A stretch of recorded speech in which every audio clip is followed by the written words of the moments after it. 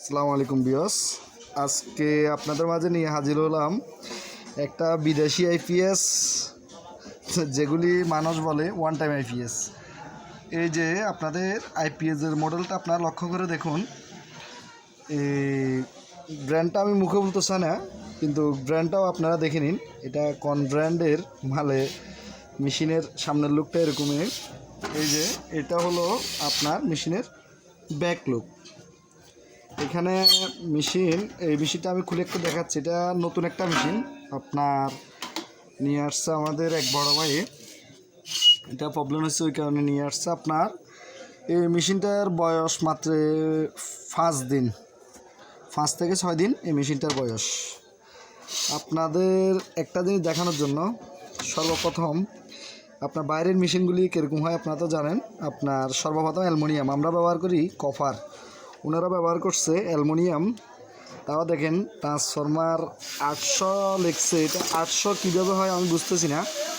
এটার কোরের সাইজ হলো আপনার 4.5 ইঞ্চি, 3 ইঞ্চি ফিটনেস। এটা 800 মেশিন, এটা পসিবল না।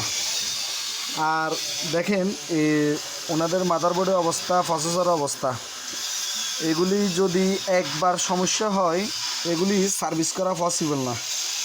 একবার সমস্যা হলে আপনার ফেলে দিতে হবে। মেশিনগুলি খারাপ আমি বলবো না, কিন্তু আপনাদের প্রচুর পরিমাণ কারেন্ট বিল উঠবে।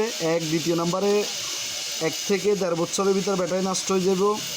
তৃতীয় নম্বরে এই মেশিনগুলি একটু প্রবলেম হলে আপনার সার্ভিসের যোগ্য না। এটার প্রসেসরও কিন্তু ডালাই প্রসেসর ওয়ান টাইম, যেটা এই মাইক্রো প্রসেসরটা চিপস যেটাকে বলা হয় ওয়ান টাইম প্রসেসর। আর মাদারবোর্ডের অবস্থা দেখেন, এগুলি আপনার রিপেয়ারিং করার যোগ্য না। তৃতীয় নম্বরে আমরা মিনিমাম মোসফেট ব্যবহার করি, 16টা মোসফেট ব্যবহার করি একটা 800 মেশিনের ভিতর। ওনারা মোসফেট ব্যবহার করছে এই পাশে 4টা, ওই পাশে 4টা, টোটাল 8টা মোসফেট দিয়ে 1000 কী ব্যবহার। আর এগুলি সানিএফ বলে বিক্রি করতেছে।